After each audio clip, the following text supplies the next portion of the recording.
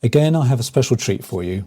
What if the secret to optimizing your running performance and preventing injuries lay in understanding your current situation, setting realistic goals and managing both load and expectations? Today, we're joined by Arran Nicholson, a sports medicine specialist, clinical personal trainer and running expert at Move Physio in Twickenham, who illuminates us with his expert insights. As is normally the way, I have split the interview into two parts. I promise you I could have talked to Arran for hours. Anyway, here is the first part of our interview. I really hope you enjoy it. So you're thinking about running, but not sure how to take the first step. My name is Brian Patterson, and I'm here to help. Welcome to Brian's Run Pod.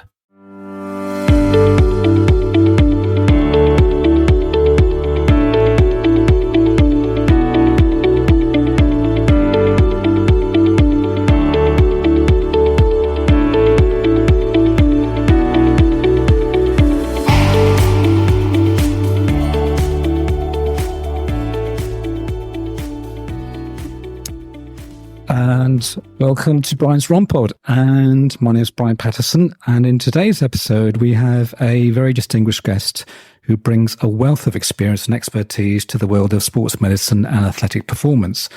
Joining us and welcoming Arran Nicholson, who is a head therapist, clinical personal trainer and running specialist at Move Physio in Twickenham. Arran, a graduate since 2008, boasts over a decade of experience in clinical settings, including professional sports and clinical private practice. His exceptional injury and movement assessment skills have earned him a reputation of diagnosing, treating and rehabilitating patients back to peak health. What sets Arran apart is his commitment to patient empowerment through education and exercise-based rehabilitation. But that's not all. Arran's extensive knowledge extends to intricate realm of running biomechanics and endurance athletes. Beyond his clinical work, he's also producer and presented of accredited sports massage and soft tissue therapy. Well, welcome to the podcast, Arran.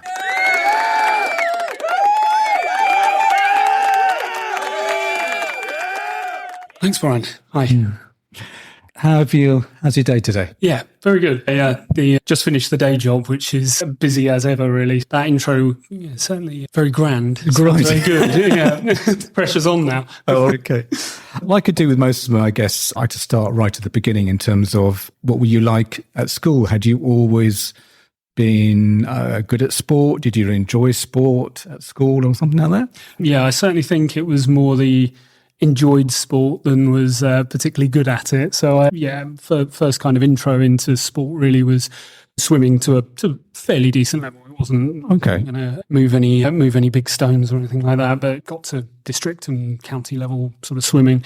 And I guess that sort of exposed me to regular training and I guess committing to lots of hours in the pool was one way of doing it. Yeah. I've always been interested in anything and everything sports-wise. So Right. even around my kind of swimming years, Yeah. would still play a lot of football. I did 10, 12 years martial arts up to a second dan in jiu-jitsu, Yeah. alongside running. Yeah. Whatever I could get my hands on, basically, I would be doing sport. And I guess the thing that I guess got me interested in the injury side of things and potentially having this as a career was a knee injury myself in my judo years, where I had a guy who was good 25 kilos heavier than me that I was sparring with. I got myself in a bad position and I ended up and I think the thing that I actually loved about that, which sounds a bit weird now, was I ended up at a very good consultant who decided not to operate and said, look, you can have this, you will get over it as long as you do the right things. And I think as a 15-year-old, 16-year-old at the time then. Oh, so that was quite young then. A long time ago, yeah. It was quite a new area. That was my first proper injury. But I found it fascinating that actually with a bit of physio, bit of strength, bit of mobility, you can get over things. And I guess that first introduced me to actually the power of movement analysis, strength and conditioning, physio and actually how adaptable your body can be if you do the right stuff to it, really. So you could see that what he was telling you, there was a kind of like a cause of effect type of thing, Yeah, absolutely. and then you were getting stronger. So it wasn't like, oh my God, I've got this injury and that's the end of my martial arts career. Or absolutely. Yeah. And I think that was the beauty of it, really, was that, there were times when I stuck my head in the sand and kind of carried on, and that wasn't ideal. Knee would swell up, it'd get annoyed, I'd have to have a few days off, and then we'd do the same thing over again. And it was around that time, sort of college years and making decisions on what to do next, that just that coupled with interest in biology and fairly... So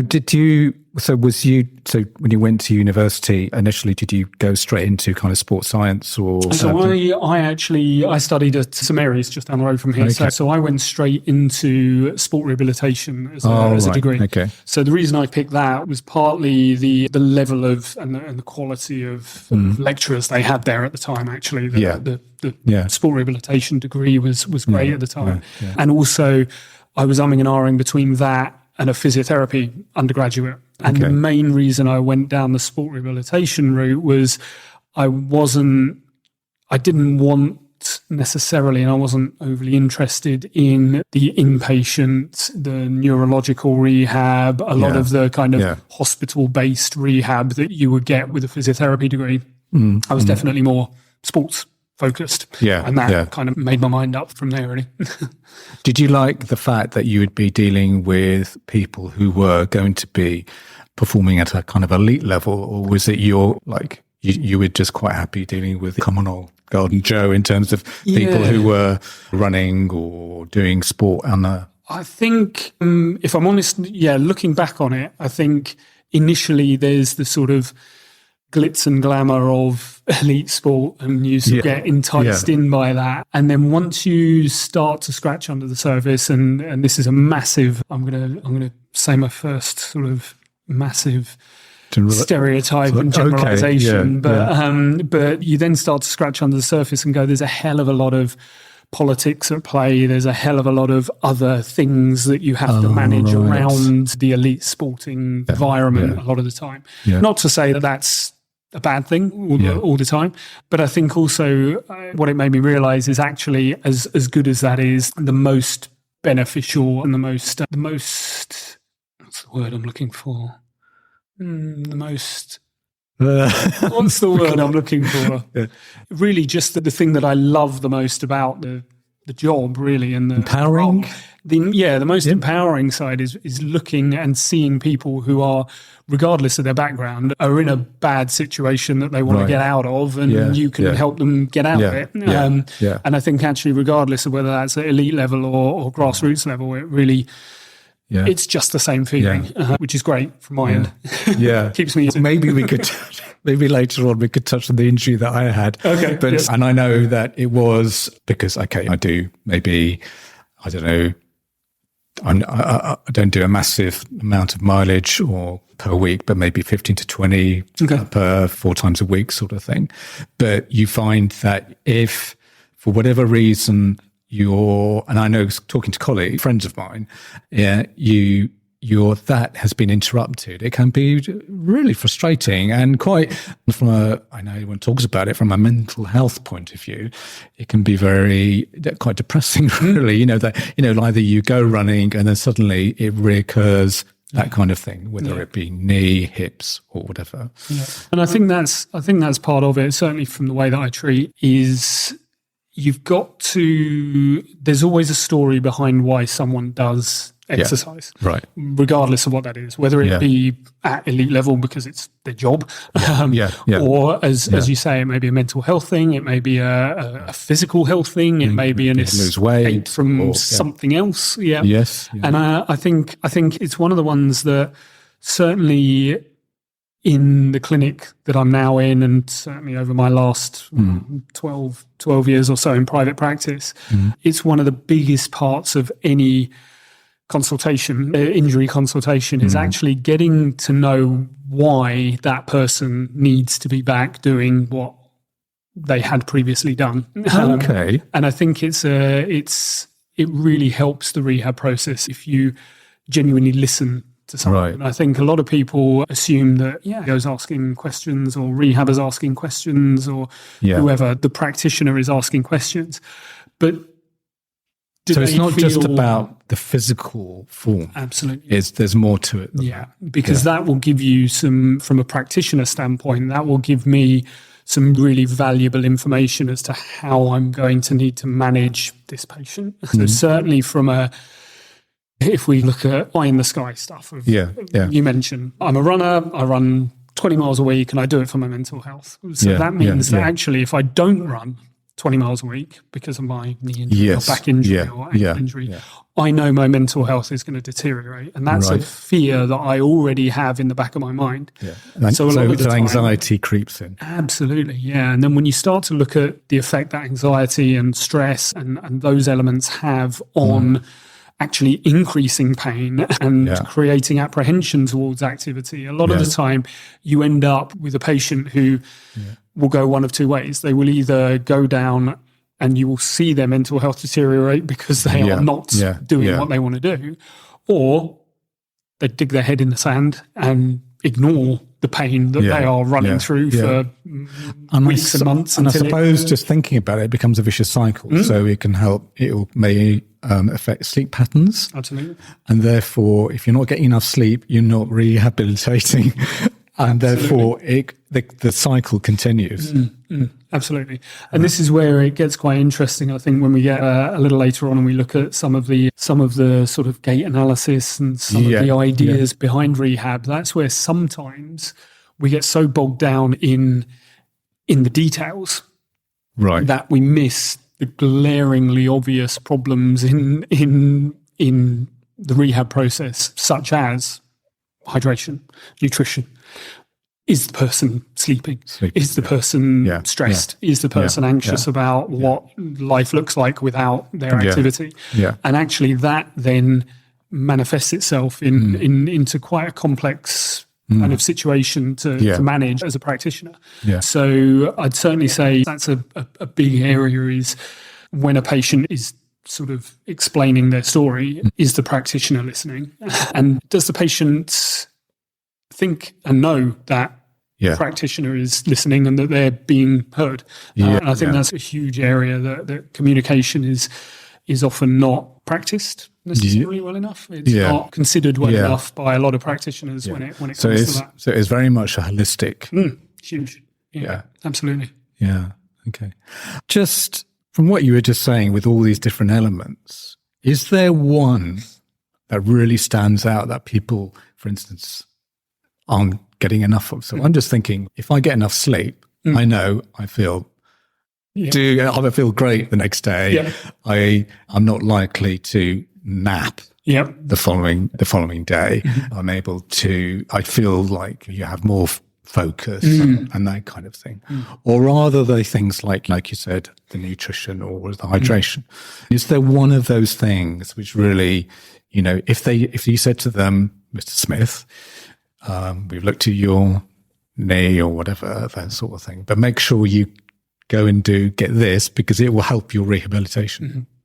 I'm going to sit massively on the fence and say no. That's fine. That's great. And the main reason for that typically is sometimes the most glaringly obvious thing that needs changing is the hardest thing to change. And so actually, again, we've got to start to look at what position is patient in, and are they willing to, motivated to, able to change all these individual little parts. And so for me, again, it's that thing of talk to the person, get a good detailed history of what has gone on and why they are now in the situation that they're in.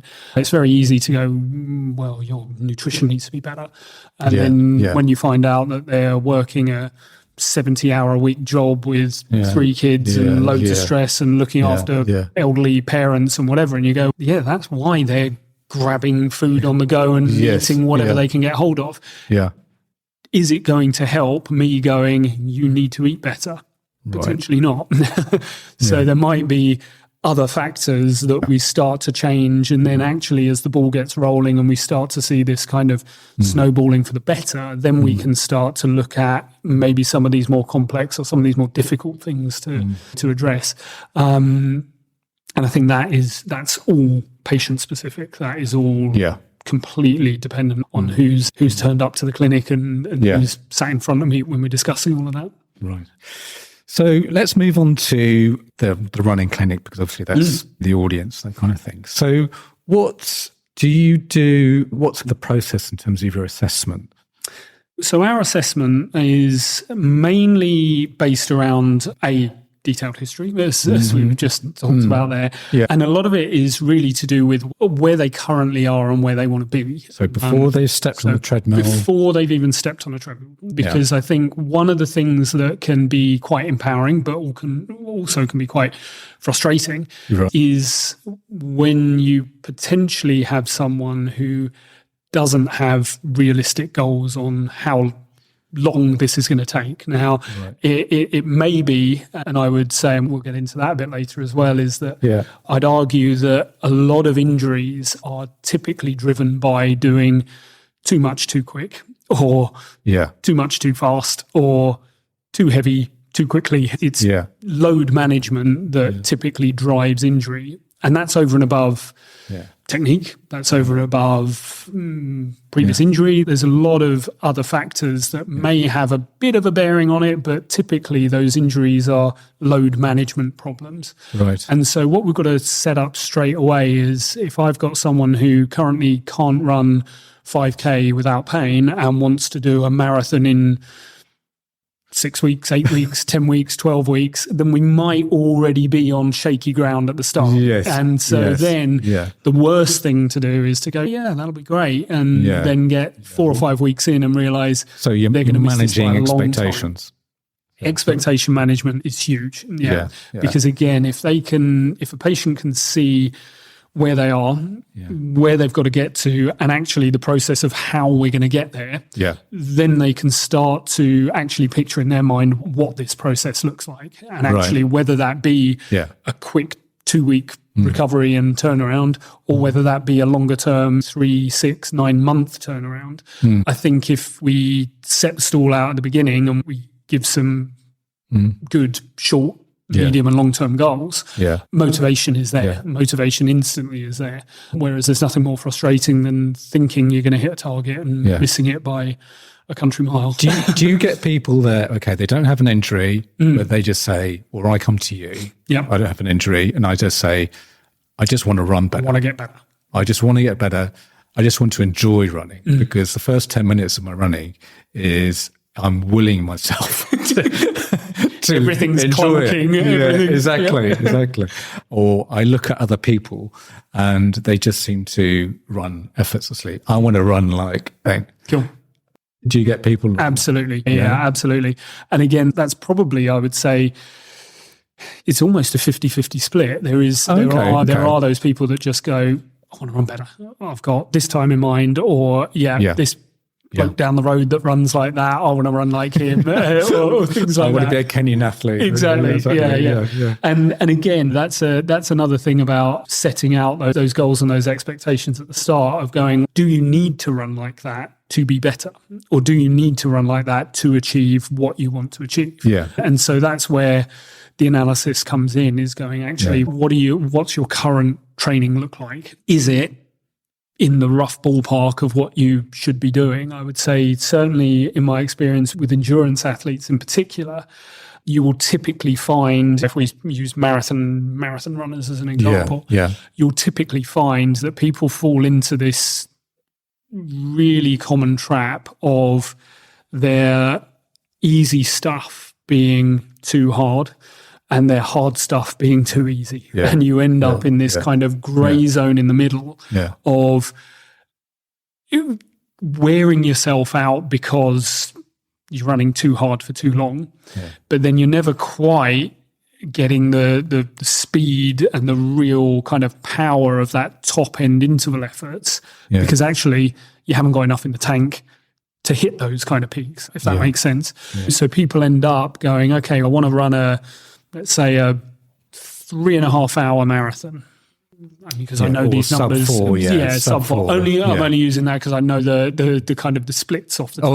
Okay. So I'm going to run a 3.5 hour marathon. That's basically 4:56 per K that you've got to run for 3.5 hours. So a lot of them will go, cool, I'll go out and run 4:56 and 5 minutes a K, and I'll just increase the mileage, and that will end up with a 3:30 marathon.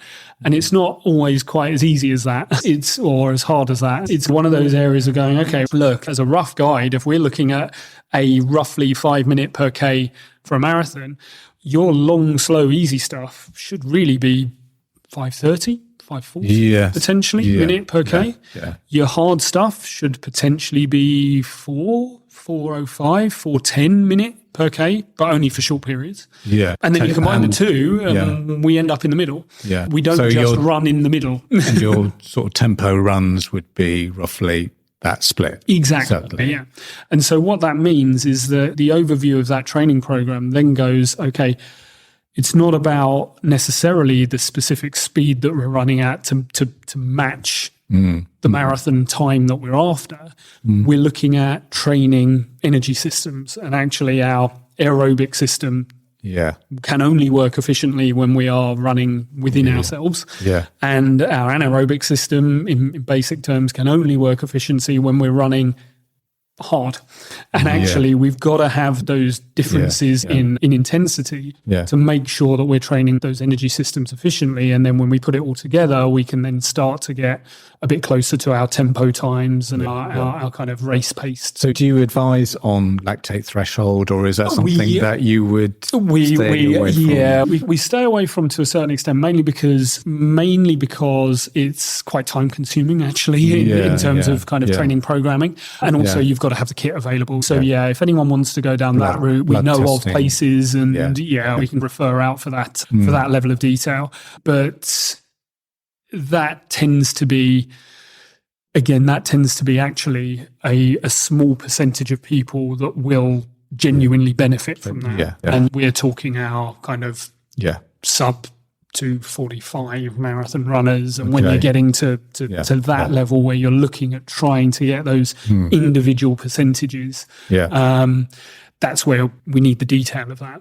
And I think that's sometimes what confuses and conflates a lot of the situations that actually good club and good weekend runners get bogged down in. Okay, I need to know my VO2 max, I need to know my blood lactate, I need to know this, I need to know that.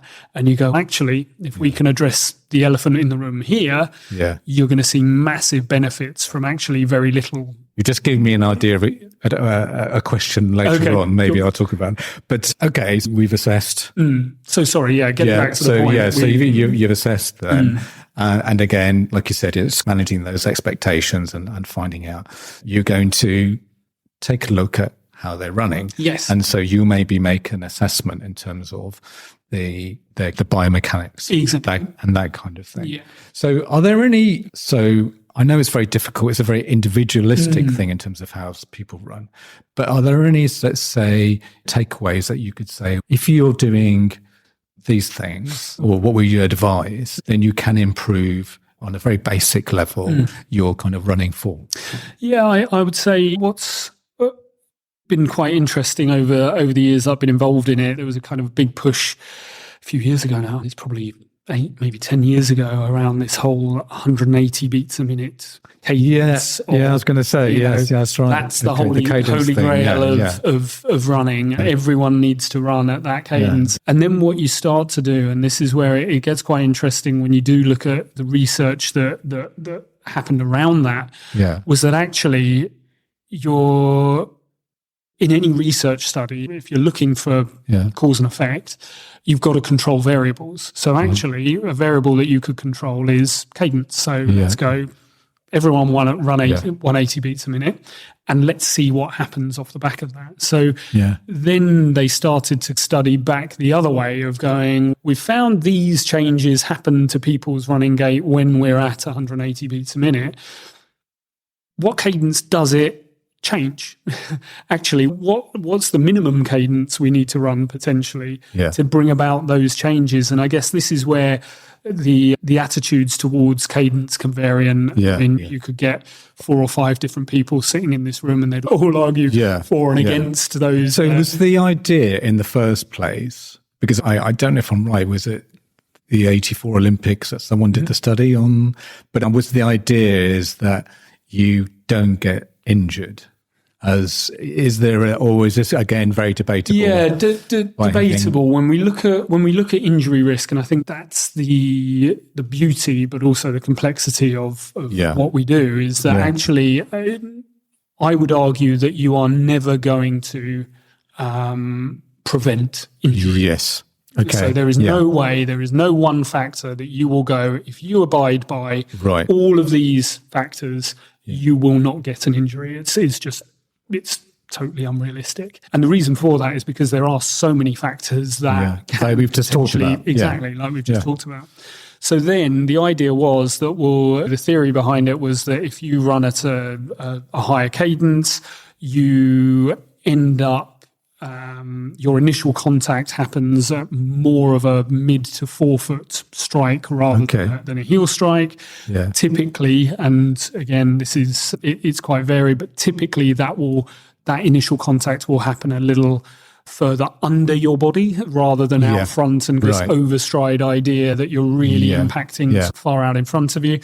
And so the theory behind that is that then you're like a spring, basically, is that if you strike the ground below you and your ground reaction force is bouncing back up in the opposite direction from the ground, then we've got this ability to cushion that with our glute strength, our quad strength, our calf strength. So in theory, yes, the point is that it will potentially reduce impact forces seen at the ankle, at the knee, at the hip, at the back. But that force has got to go somewhere else. So then if we're loading the calves, glutes, hamstrings, quads, does that potentially open up just different injuries or different stresses to the body? And it was one of those areas that got quite interesting when there was a big push on barefoot running and Vibram 5-finger shoes and things like that. Then you had a whole load of the population go, that's it for another episode, and looking forward to speaking to you next week with some beginner hints and tips about running. I just want to let you know that you can follow me on X, or what was known as Twitter, at Brian's Run Pod. I have just recently set up a Facebook page which is called Brian's Run Pod, and I am on Instagram at Brian's Run Pod.